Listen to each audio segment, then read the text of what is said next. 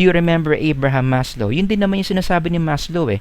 Our psyche has different needs. The more you give to your psyche those needs, the better your psyche becomes. The same thing in our discussion for today.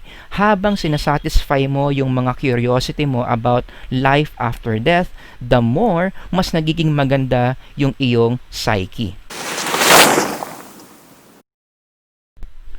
I want to read to you this passage before we start our discussion for today kasi itong passage na ito, it's very related to what we are going to talk about. It is found in Revelation chapter 20 verses 11 to 13. Then I saw a great white throne and him who was seated on it.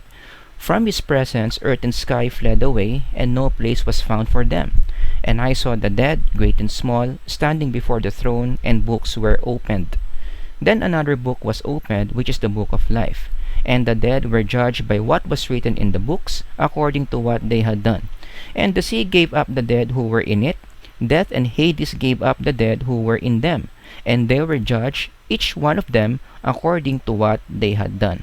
Now again, you may be asking me, bakit ako nagsimula sa Book of Revelations for our episode for today? Because it is very related to our discussion about transcendental future time perspective. Ano bang ibig sabihin ng transcendental future time perspective? Let's first talk about the key term, time perspective. Etong time perspective na ito, pinasikat ito nila John Boyd at ni Philip Zimbardo in their book The Time Paradox. According to them, time perspective is a person's ability to focus or to be aware of the past, present, or future events. In fact, kung babasahin nyo yung libro nila, The Time Paradox, marami pang klaseng mga time perspective meron ang tao. No? Meron tayong tinatawag na past positive time perspective, past negative time perspective, present hedonistic, present fatalistic, future positive, future negative. Again, all of these things are the ability of people to look at the past, present, and the future. And according to the authors, ang iba't ibang mga tao, meron silang iba't ibang mga abilidad to focus on the past, present, and future. How much a person focuses on the past, present, or future differ from person to person. Sadyang may mga tao na mas ma-focus sila sa past, mas focus sila sa present, mas focus sila sa future. And more than that, meron pang iba't ibang mga ways or categories on how people focus on past, present, and future. In fact, dun nga nanggaling bakit may past negative at may past positive, present hedonistic, may present fatalistic, merong future positive, may future negative, because that depends on how you look at your past, present, and future. Unfortunately, wala na tayong enough time to discuss each one of this. Rather, in this video, ang pag-uusapan natin is the time perspective na merong bagong interest yung mga psychologists ngayon, and this is called the transcendental future time perspective. Parami na ng parami ang mga researches na ginagawa on this time perspective, no? Compared to the time na unang beses pa lang ginawa yung konsepto ng time perspective, today, a lot of researches are now revolving around the idea of a transcendental future time perspective. So the first question we need to ask is, what does one's awareness look like with this kind of time perspective?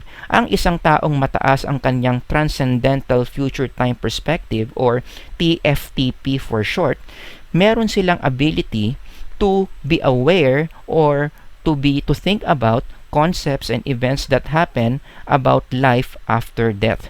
So your ability of your psyche to be aware of concepts and events about life after death is your overall transcendental future time perspective. Gaano ka kadalas mag-isip ng mga bagay-bagay na mangyayari after mong mamatay, kung ano ang mangyayari sa'yo, that will be your transcendental future time perspective. Mas maganda yung term na ginamit ni Philip Zimbardo at ni John Boyd on this. Sabi nila, your transcendental future time perspective is like your ability to mentally travel to eternity. Yung mga bagay na iniisip mo about eternity, tulad ng life after death, future rewards, meeting your dead relatives, meeting God, and of course, Judgment Day. And that is the reason why binuksan ko yung episode natin ngayon by reading to you Revelation chapter 20 verses 11 to 13. Because again, the more you think about the judgment day, the more you think whether your name is written in the book of life, most likely, mas mataas ang iyong transcendental future time perspective. Now, let me again clarify that transcendental future time perspective it's being studied in the field of psychology. Legitimate topic talaga ito na marami ng mga ginagawang researches on this concept.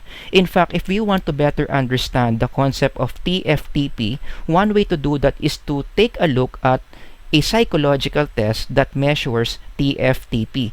Tignan natin yung mga items doon sa test na yon para malaman natin kung ano ba yung essence o kung ano ba talaga yung pinaka-point ng transcendental future time perspective. So I am going to read to you some items from the transcendental time perspective inventory for you to have an overall idea kung ano ba talaga itong concept na ito.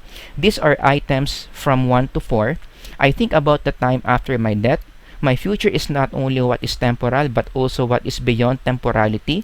I envision my life as eternal. I believe that human life takes a different form after death. Those words in red, ginawa kong red yan kasi nga itong mga ideas na ito has something to do with life after death. Kaya siya tinawag na transcendental. Mga ideas, mga konsepto that transcends our mortal life here on earth. Balikan natin yung mga items, this time items 5 to 7. I believe that there is something out of our body that will preserve after our death, or that will be preserved after our death. I believe that after death, I will meet people close to me. I think about meeting a superior being after my death. So again, all these words in red, ito yung mga different ideas sa may kinalaman sa ating life after death. The more you are aware, the more you are conscious, the more you are thinking about these words in red, masasabi natin na mas mataas ang iyong transcendental future time perspective. It is a very legitimate concept in the field of psychology. Pero, hindi ibig sabihin nito na yung konsepto ng TFTP, it is purely a psychological issue because I believe that this is also a biblical issue. Kung titignan natin yung ibig sabihin ng TFTP in the literature, maraming mga expressions of TFTP na makikita natin in different passages in the Bible. Let me read to you some passages na talagang klarong-klaro na ito ay transcendental future time perspective that we can see from the biblical passages. Again, we just go back to Revelations 20, chapter 20 verses 11 to 13. Clearly, it talks about transcendental future time perspective. In the book of Colossians, set your minds on the things above, not on earthly things. In Ecclesiastes, and the dust returns to the earth as it was, and the spirit returns to God who gave it. In John 11:25, Jesus said to her, I am the resurrection and the life. He who believes in me, though he may die, he shall live. Philippians 3:20-21 says, but our citizenship is in heaven, and from it we await a Savior, the Lord Jesus Christ, who will transform our lowly body to be like His glorious body by the power that enables Him even to subject all things to Himself. Again, ang point lang dito is those biblical passages na binasa ko sa inyo reflect the idea of transcendental future time perspective.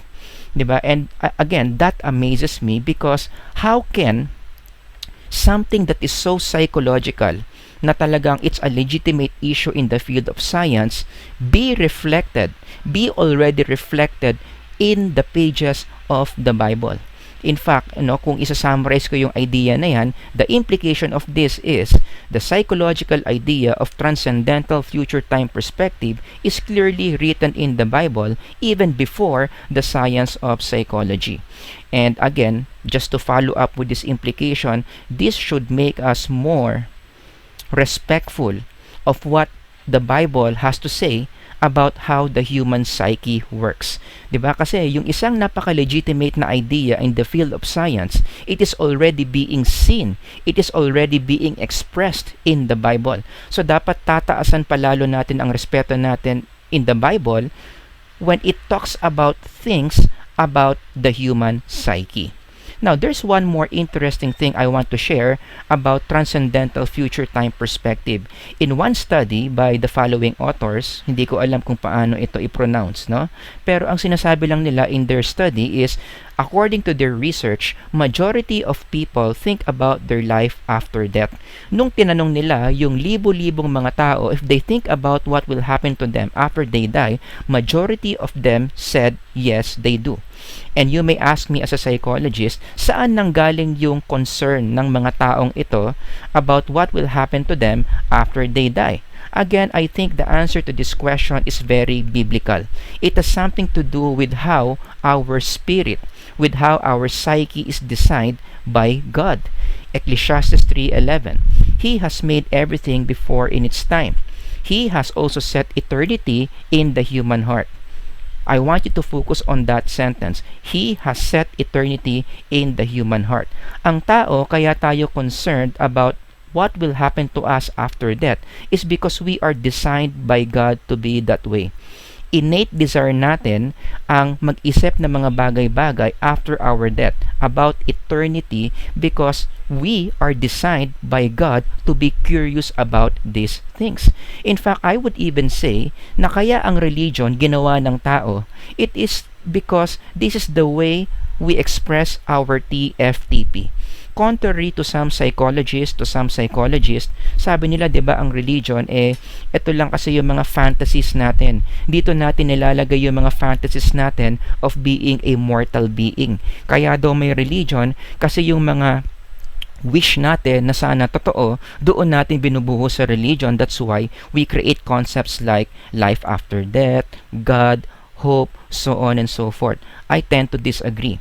I think religion was created by human beings because it is the best way that it expresses our natural tendency, our natural desire to think about eternal things. Kaya nga ang sinasabi ko dito, human psyche is naturally concerned about eternity. That's the reason why iba-iba ang mga religion na ginawa ng mga tao. It is an expression of our nature to be concerned about eternity. And that nature, being concerned about our eternity, saan nanggaling yan? We are designed by the Creator, by our Creator, to be concerned about eternity.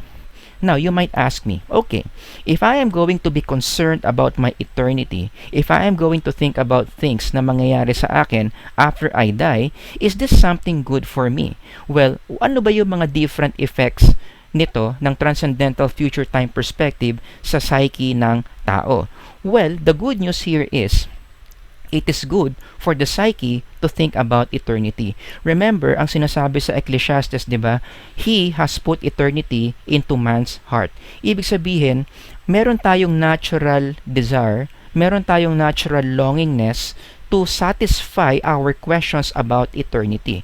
The thing is, if that is a natural need, ibig sabihin nun, pag binigay mo sa sarili mo yung need na yon, you should expect good things to happen. You remember Abraham Maslow. Yun din naman yung sinasabi ni Maslow Our psyche has different needs. The more you give to your psyche those needs, the better your psyche becomes. The same thing in our discussion for today.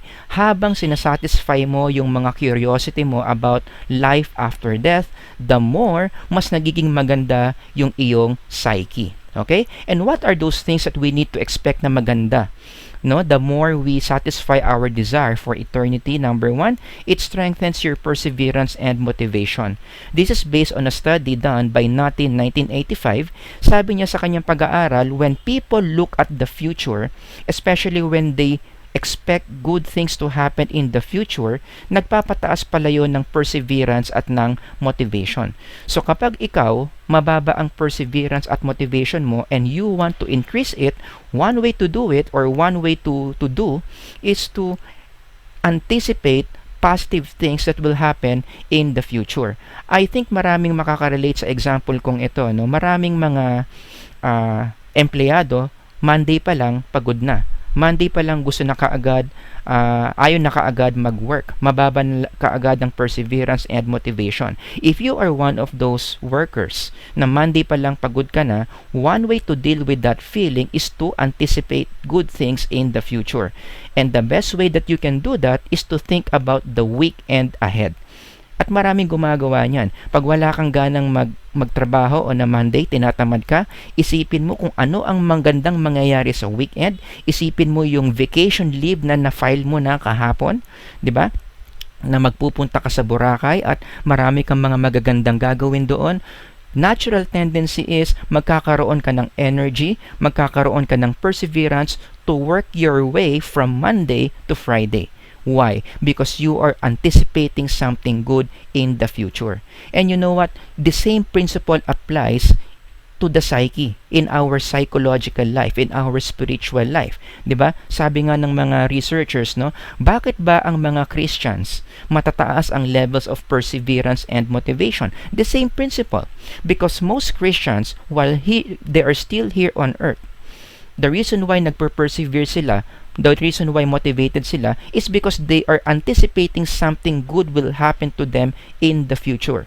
In the future, I mean, after they die. Like for example, in the book of Revelation, sinasabi yan, look, I am coming soon. My reward is with me, and I will give to each person according to what they have done. This is God speaking in the book of Revelation. Ang sinasabi lang dito is you need to anticipate something good in the future after this life. And so when Christians think of this passage, the more silang ginaganahan na mabuhay sa mundo, the mas ginaganahan sila to pursue God's will, to do good things to others because they know one day in the future when they die, one of the things na mangyayari sa kanilang eternity is that they will be rewarded, and that increases levels of perseverance and motivation. Even in the book of James, tinuturo din yan. Blessed is the one who perseveres under trial. Bakit? Having stood the test, meron kang dapat i-expect in the future. Kapag ikaw ay nag-persevere, ano mangyayari sa iyo in the future? That person will receive the crown of life that the Lord has promised to those who love Him. And that's one of the reasons bakit ang mga Kristiyano matataas ang levels of perseverance and motivation, because we anticipate something positive that will happen after this life. So that's one good effect to our psyche. Mas tumataas yung ating level of perseverance and motivation. And those are the two things that we need. Perseverance and motivation in combating or in fighting different challenges in life, especially times today. Panahon ng pandemya, panahon ng maraming problema, panahon ng maraming uncertainties, perseverance and motivation, we need a lot of those. And one way to do that, to increase perseverance and motivation, is to think about your eternity. Number 2, the more a person thinks about his or her eternity, studies show mas bumababa ang levels of materialism. And if you review the literature on the psychology of materialism, paulit-ulit na sasabihin sa'yo that materialism is not good for the psyche. Because, according sa study na ito, no, materialism makes you unhappy. Why? The more materialistic you are, bumababa ang iyong satisfaction, bumababa ang iyong pagpapasalamat, napapalitan ng pagrereklamo, and number 3, pinapataas naman niya yung inggit sa iyong psyche. So the more these 3 things happen to you, lower satisfaction, lower gratitude, increase of envy, mas bumababa yung iyong level of happiness. So definitely, materialism is not good for us. Question, paano natin mapapababa yung level of materialism from our life? Paano natin ito ipupull down? Paano natin ito i-level down? One way to do that is to think about eternal things. The more you think about eternal things, the more you increase your transcendental future time perspective, mas bumabagsak yung concern mo about material things. And I think this is the reason why Jesus taught us about this in the book of Matthew. Ang sabi niya, do not lay up for yourselves treasures on earth, but lay up for yourselves treasures in heaven. For where your treasure is, there your heart will be also. Jesus taught this idea para makawala tayo sa curse of materialism. The more you think about heavenly things, the less concerned you will be about earthly things. Kaya nga 'di ba in follow-up passage sabi niya, no one can serve two masters. 'Di ba? Gagawin dapat nating master yung mga bagay-bagay that are of eternal value more than of the earthly value. Kapag mas prioritize natin yung mga heavenly values, the things that are transcendent more than the things that are earthly, then the more we are freeing ourselves from the negative effects of materialism. And last one, number 3, the more a person is concerned about his or her eternity, tumataas yung kanyang pro-social behaviors / altruism, or sa simpleng Tagalog, mas bumabait ang tao.